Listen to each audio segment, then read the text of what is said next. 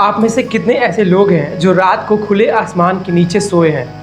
अगर आपने ऐसा किया है तो क्या आपने कभी सोचा है कि रात को आसमान में दिखने वाले तारे, जो कि हमारे सोलर सिस्टम के स्टार सूर्य से भी बड़े हो सकते हैं और छोटे भी, उनके पास भी पृथ्वी की तरह प्लैनेट हो सकते हैं। अगर आप नहीं जानते तो आइए इसके बारे में जानते हैं कि कोई भी प्लैनेट जो अपने नियरेस्ट स्टार को घूम रहा है उसे कब जीवन योग्य माना जाता है, और यूनिवर्स में ऐसा क्या है जिसे हम अक्सर देखते तो हैं लेकिन अब तक उसके बारे में कुछ पता नहीं लगा पाए। नमस्कार, मेरा नाम दीपक है और आप देख रहे हैं साइंस ट्रैप। दोस्तों, आपको बता दें कि किसी भी प्लैनेट को जीवन योग्य मानने के लिए दो मेन कंडीशंस बनाए गए हैं। पहला, प्लैनेट अपने स्टार से ना ज़्यादा दूर होना चाहिए और ना ही ज़्यादा पास, क्योंकि अगर प्लैनेट स्टार के ज़्यादा नज़दीक रहा, जो कि सन की तरह ही हीट प्रोड्यूस करने वाले होते हैं, तो प्लैनेट बहुत ही अधिक गर्म होगा।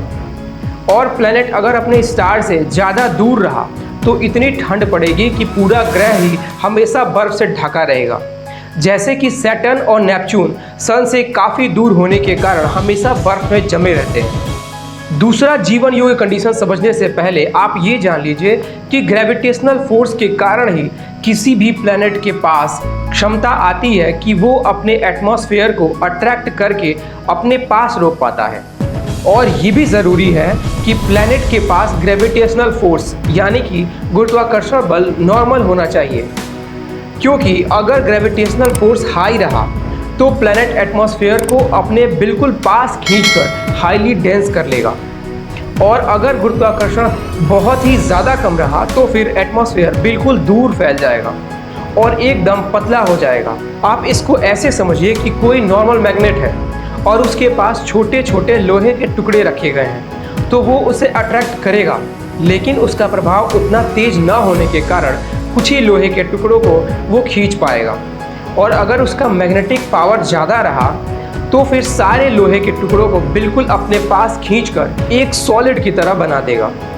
इस प्रकार बहुत ही ज़्यादा घना एटमॉस्फेयर हमारे सर के ही टुकड़े टुकड़े कर देगा, तो वहीं वीक ग्रेविटेशनल एटमॉस्फेयर में लो प्रेशर क्रिएट कर देगा। तो अभी हमने ये जाना कि किसी ग्रह को जीवन योग्य प्लैनेट कब कहते हैं, लेकिन अब ये जान लीजिए कि किसी प्लैनेट को प्लैनेट कब कहा जा सकता है। इसके लिए IAU यानी इंटरनेशनल एस्ट्रोनॉमिकल यूनिट ने 3 कंडीशंस बनाए हैं। पहला, प्लैनेट सूर्य का चक्कर लगा रहा हो। दूसरा, उसके पास अपनी ग्रेविटी हो। और तीसरा, उसका ऑर्बिटल पाथ यानी जिस पाथ पे वो अपने स्टार को घूम रहा हो उसमें कोई बाहरी ऑब्जेक्ट ना हो। वैसे ये तीनों क्राइटेरिया 2006 में आए, जब प्लूटो को रिक्लासिफाइड किया गया एज अ ड्वार्फ प्लैनेट यानी बौना ग्रह।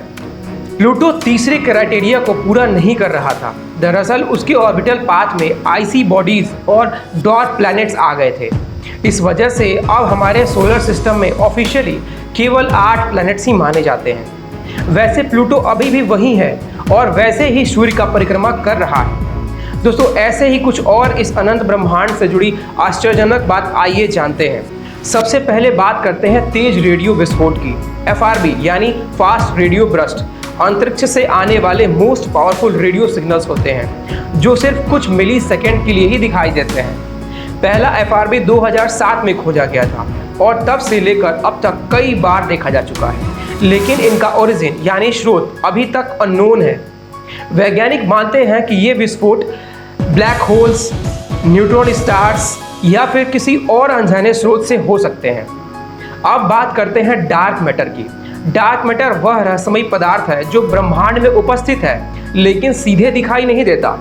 वैज्ञानिकों के अनुसार ब्रह्मांड का लगभग 27% हिस्सा डार्क मैटर से ही बना है। यह पदार्थ न तो लाइट को एब्जॉर्ब करता है और न ही रिफ्लेक्ट करता है, जिससे इसे देख पाना लगभग असंभव है। इसके अस्तित्व का पता सिर्फ गुरुत्वाकर्षण प्रभाव से लगाया जा सकता है, जो यह अन्य वस्तुओं पर डालता है। और अंत में हम बात करेंगे ग्रेट अट्रैक्टर की।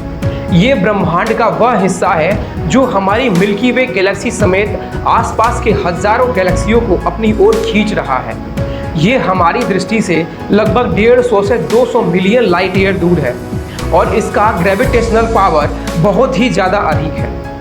वैज्ञानिक अभी तक यह नहीं जान पाए हैं कि ग्रेट अट्रैक्टर असल में है क्या और ये इतना पावरफुल ग्रेविटेशन कैसे प्रोड्यूस करता है। क्या ये धीरे धीरे गैलेक्सीज को अपने अंदर खींच कर निगल लेगा? वैसे यूनिवर्स में और भी कई हिडन मिस्ट्रीज होंगे जिनके बारे में हम अभी नहीं जानते। आप यूनिवर्स के बारे में क्या सोचते हैं, कमेंट करिए। वीडियो से अगर आपने कुछ सीखा तो लाइक और चैनल को सब्सक्राइब करिए। फिर मिलते हैं एक और नई इंफॉर्मेटिव वीडियो के साथ। नमस्कार।